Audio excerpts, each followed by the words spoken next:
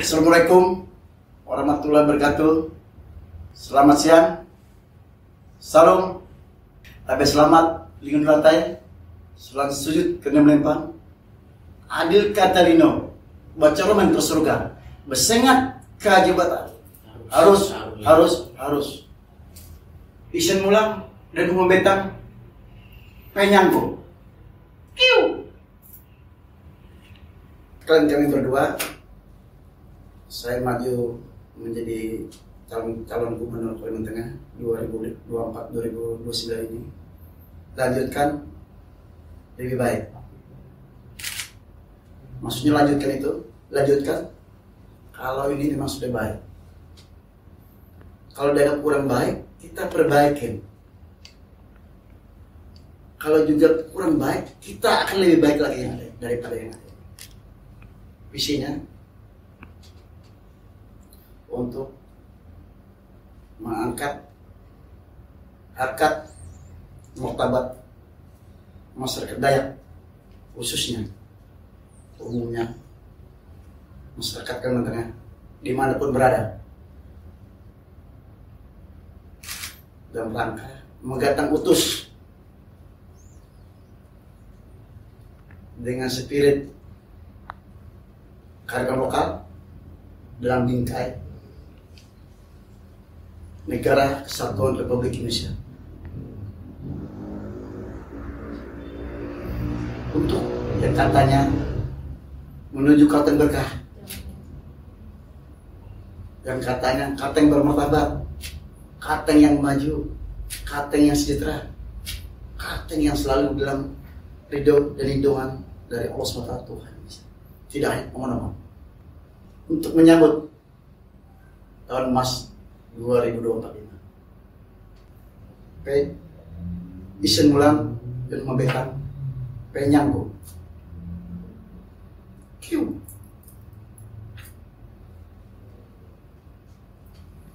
Misi saya. Namanya misi ini kan saya ambil garis besar. Kalau saya runut, kalau panjang nggak habis waktunya. Saya ada 5 agenda besar yang saya bawa. Misi saya mengoptimalkan pendapatan daerah, menciptakan lapangan pekerjaan, pendidikan, kesehatan, dan infrastruktur. Semua itu dalam 5 agenda besarnya, fondasinya itu untuk mengimplementasikan dari Mabetang itu sendiri dan Pancasila. Pada ketika saya jadi gubernur, sedikit cerita ke belakang. Saya ini orang pedalaman, banyak orang melihat sekarangnya, tidak melihat prosesnya. Karena saya melihat di pedalaman itu kemiskinan, kebodohan, terisolasian, sehingga kami nanti ketika dipercaya menjadi gubernur 2025-2030, kami setiap desa Kalimantan Tengah lurah akan mendapat 250 juta.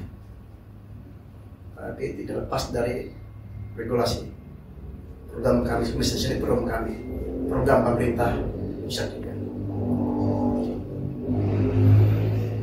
Kota, kabupaten yang induk, karena Kalimantan Tengah ada pemekaran debu, sehingga juga di 18 yang 6 induknya mendapat 150 miliar. Kami lagi sama regulasi SOP itu dari program kami. Kabupatennya mendapat 100 miliar. Tujuan lain tidak bukan untuk memberantas yang saya sebut, kemiskinan, pengangguran, kebodohan, terisolasian, dan kemiskinan. Contohnya, ribuan uang itu untuk guru ngaji dan agama yang lainnya, guru mantir, untuk dhamma, RT dan lain-lainnya, dan untuk memikap jalan desa dan pembangunan desa dan mati luas. Mungkin kita nanti akan menghidupkan koperasi yang ada. Dana itu kita menjadi tidak cukup. Berarti nanti akan ada dana kabupaten, kota. Terus nanti kita biar dari provinsi lagi. Karena APBD kita juga sangat besar. Saya yakin itu bisa, sangat bisa. Karena main tengah ini sangat luas. Maka saya tadi pertama mufti pendapatan daerah. Pendapatan daerah ini pun saya rasa cuma saya yang kenapa enggak yang lain-lain dulu kan gitu, pendidikan, kesehatan, infrastruktur. Bagi saya menjalankan itu tanpa ada uang nggak bisa, karena saya kan latar belakangnya pengusaha. Di rumah tangga pun kalau nggak ada uangnya ribut terus. Dan ada uang, nah saya pun ada ide gagasan untuk mendapat itu. Supaya terkapar terus program kesehatan, pendidikan yang Pak Gubernur dijalankan sudah luar biasa. Kalau kurang kita buat sagasnya atau buat apa lagi nanti supaya efisien kan gitu.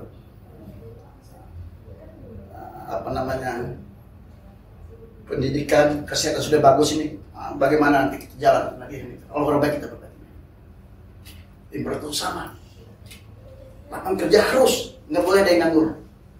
Untuk menciptakan itu ya dana uang optimal pendapatan daerah otomatis itu.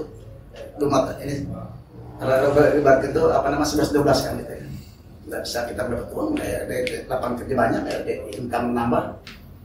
Karena Kalimantan Tengah ini saya lihat kita luas, kaya sumber daya alam. Salah di Kalimantan ini semuanya ada. Tinggal kita ada niat, ada tekad, ada kemauannya. Pemimpin itu sederhana saya rasa, selama ada kesadarannya. Bisa. Saya lihat, saya udah keliling beberapa negara. Lihat Cina. Cina kalau kita melihat contohnya ya, ideologi ini kan, kalau kita mempersepsikan sama di Indonesia tahun 65, berapa ganasnya? Ya, tapi nyatanya, coba nanti sikap teman-teman, tribus aja ke sana. Dia idealisnya, sakit idealis kalau di kita. Bahasa Inggris selalu diagung-agungkan. Mereka kalau bahasa Mandarin aja nggak mau. Bahasa Mandarin itu adalah bahasa negaranya, bahasa kesatuannya. Dia lebih membanggakan bahasa daerahnya. Saya sampai S1 itu di namanya Shenzhen. Nggak mau dia bahasa Mandarin, nggak mau dia ini. Ada orang tertentu aja yang mau. Pikiran saya Cina aja bahasa Mandarin. Itu hebatnya mereka. Nasionalisme. Memang itu ada kesadarannya. Tanpa kesadaran Pak, cuma ngomong-ngomong aja, percuma ngomong-ngomong ini kan. Kalau mencari staf ahli, ya cari, bilang itu cari ahlinya. Ahli komunikasi, ahli bahasa Inggris, cari ahlinya. Tapi tidak boleh melupakan jejak ini. Nggak boleh. Kita bangga menjadi orang Indonesia, kita bangga jadi orang kaya. Jangan bangga dari orang lain kan gitu. Tapi tidak melupakan kita ada negara kesatuan Republik Indonesia. Ini contoh aja banyak yang lain. Contohnya negara bersih, kita ke ke Jepang. Ada yang pernah dengar kan?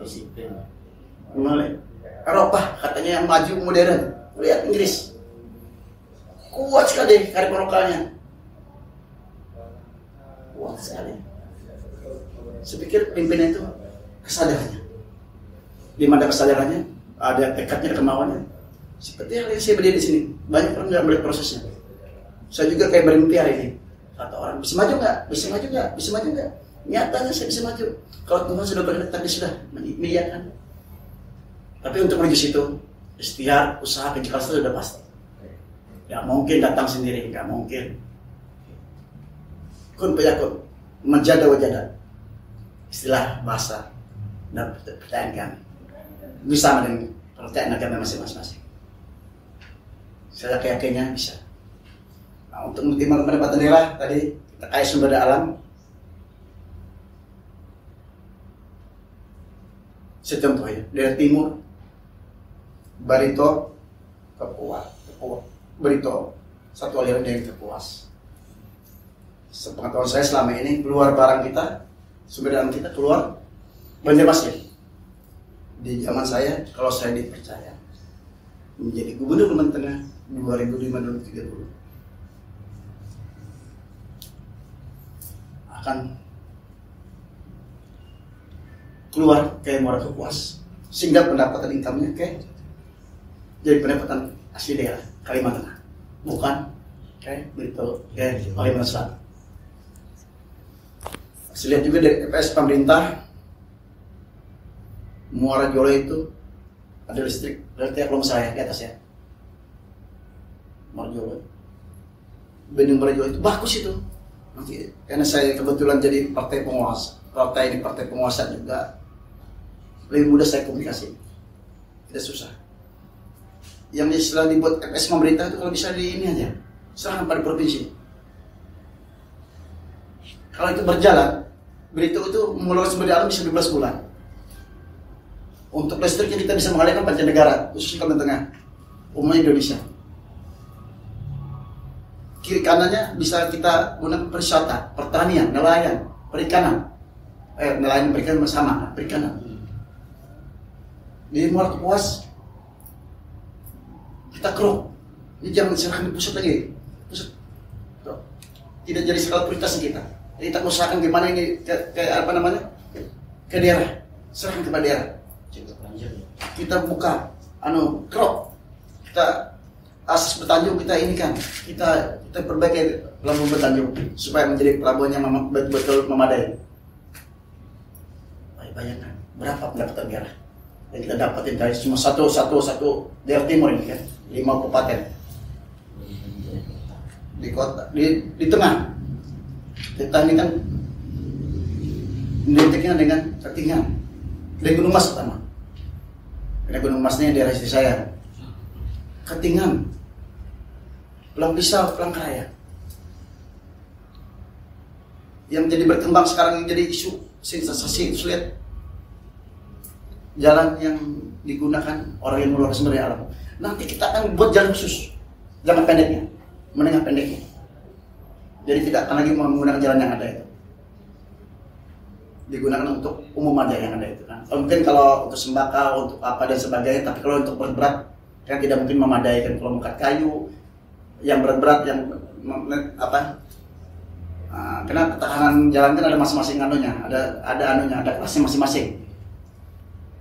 Itu mendengar tujuannya untuk supaya kalau ada jalan begitu ya kan, lintas barang itu mudah, lintas mengelola sumber daya itu mudah.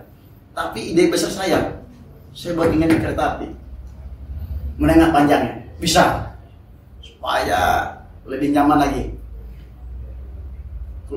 Kayak bawahnya mengelola sumber daya alam sekaligus untuk membackup postet juga di di Pelang Pisau. Postet ini mungkin secara ada beberapa daerah saya gitu, supaya keluarnya. Baliknya untuk supaya sembako itu terjangkau, kan begitu?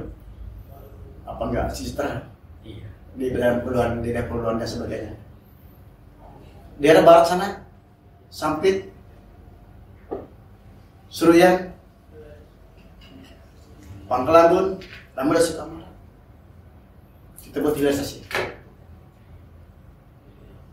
Di tengah batu ada unggulan masing. Sana hilirisasi sawit, hilirisasi boksit, dan nikel.